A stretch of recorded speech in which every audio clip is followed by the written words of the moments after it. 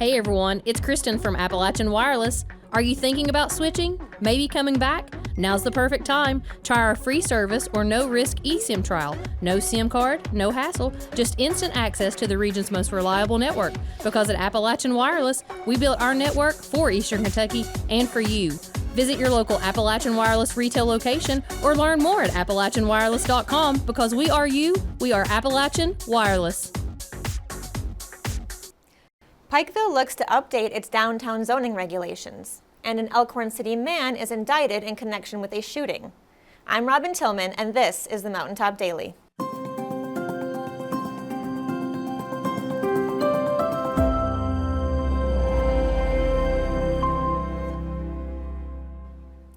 The city of Pikeville is looking to update downtown requirements with an eye toward encouraging more development.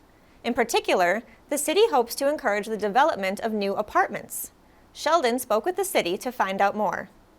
Pikeville city officials have been busy working on plans since announcing upcoming rezoning in the downtown area, a project that has actually been on the table for a long time. Basically, the way we have buildings right out to the sidewalk in the section of Main Street, 2nd Street, between like Huffman and Pike Street, that closer together, taller buildings, that is the vision that the commission probably 20, 25 years ago set about to have in our entire, what we call our central business district, which comes all the way to Scott Avenue. Sloan says the reason for the changes is a simple one when reflecting on how well the current zoning has succeeded up to now. We had a situation where, because of the old parking requirements, we functionally had a situation where the upper floors were useless to the property owner. Because again, those parking requirements, what they did, it didn't take away, we're not taking away any parking from the street or any curb spaces. It just said, if I change the use of what I'm doing on the upper floors, then all of a sudden I have to find new parking. And that could mean I have to buy the building next door and tear it down, which is obviously not practical. So these changes are basically taking a situation where we knew something wasn't working right and trying to change the situation so that our developers and our property owners can be successful. At the end of the day, Sloan says the work being done with the zoning changes is about putting pieces in place to see the continued growth of Pikeville.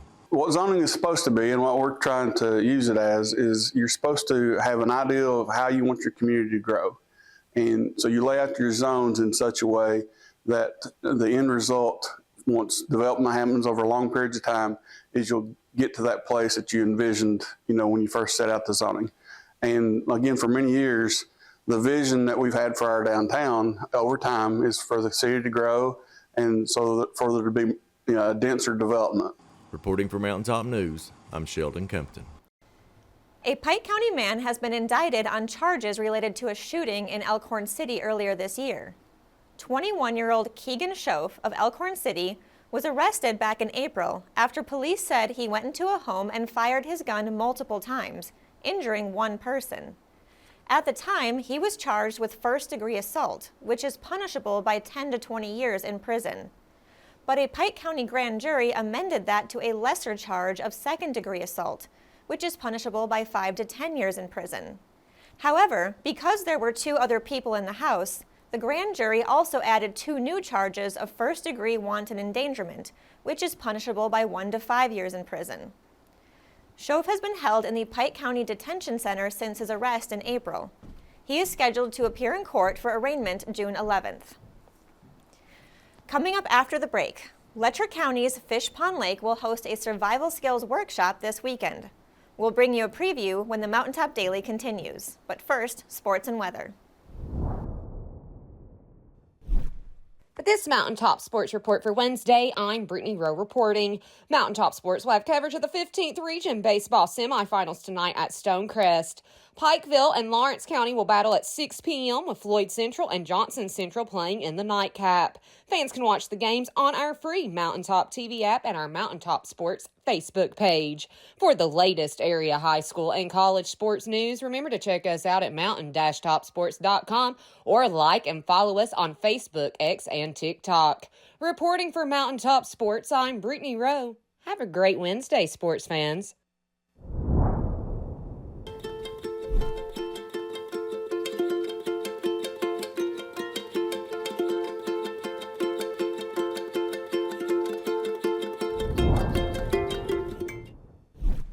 when the government took Social Security away from honest Eastern Kentuckians, Attorney Ned Pillersdorf got the hearings declared unconstitutional. When the women guards were harassed at Little Sandy Jail, Ned fought back, securing a $1 million verdict at trial. And when the state tried to shut down Cordia School, Ned fought back and kept the school open. Attorney Ned Pillersdorf fights for the underdog, and he's ready to fight for you. When working traffic across Kentucky, responding to crashes involving deaths or injuries is the toughest part of our job. When you're driving on Kentucky's roads, there's so much out of your control. What you do have control over is wearing your seatbelt. Less than 2 seconds. That's all the time it takes to buckle up. Those 2 seconds will give you the best chance of surviving a crash. Especially at night, when the risk of death triples. Why do we enforce seatbelt laws? It's not about writing tickets. It's about saving lives. Please, always buckle up. The Spring Bushcraft Meetup is returning to Letcher County's Fish Pond Lake this weekend, offering lessons in survival skills alongside history and heritage. I spoke with one of the organizers to learn what you have to look forward to. If you've always wanted to learn how to survive in the wild but never had the opportunity, here's your chance. The Spring Bushcraft Meetup in the Mountains will be camping and hosting classes this weekend at the Boy Scout Camp on Fish Pond Lake in Letcher County. It's mainly a fellowship meetup, but typically on Saturdays we offer classes to the community, whoever wants to attend. Typically it's on primitive shelter building, primitive fire starting skills, typically assuming you do not have a lighter or matches or something like that. We teach people how to light fires without that type of stuff, fire by friction mainly. First aid, tracking, we've had tracking classes. We have had wild edible classes, wild medicinal plant classes, a little bit of everything, to be honest with you. And we've had blacksmith classes in the past also, which is, that's kind of getting away from the survival realm. But it's a lot of self-reliance, a lot of survival, a lot of camping, fishing. We have taught hobo fishing to the kids in the past. So just a lot of neat stuff goes on. The weekend kicks off this Friday evening with hiking, and classes start at 9 a.m. on Saturday. Rife explained that this is a free event that is open to all ages and experience levels.